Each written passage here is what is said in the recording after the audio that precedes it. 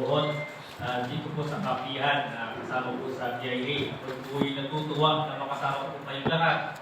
Kasama rin po ang aking kaibigan, si Director Edward, para po ay maipahatid po sa inyo ang mga benepisyo na deserve po ninyo. Sabi nga po nila, dapat nga ramdam ng lahat, Director Edward, ang pag-ibig.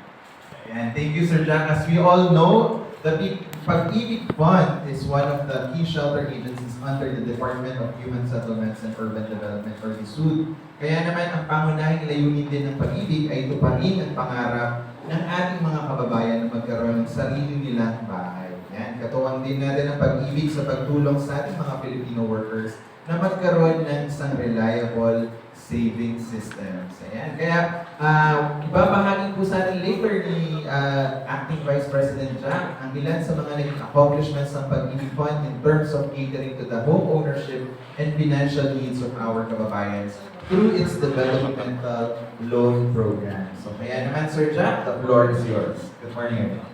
Salamat, Director Edward. At sa ngayong pagkakataon po, ibigyan po nila ako ng oras para po ipakita, Director Edward, tulad nga nasabi ni Director Edward, yung pong mga benepisyo ng Pag-ibig Fund at yung pong mga accomplish natin, Director Edward, patungo po sa ating mandato.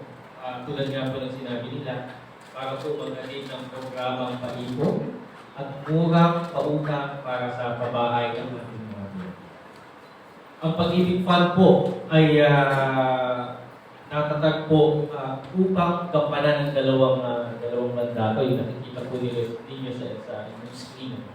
Una po, yung nakalagay po dyan ay Providence City. Pagka po kayo ay naging miyembro ng Pag-ibig Fund, ibig sabihin po, ay kayo po, Dr. Ember, ay nag-iipon para sa inyong kinabukasan.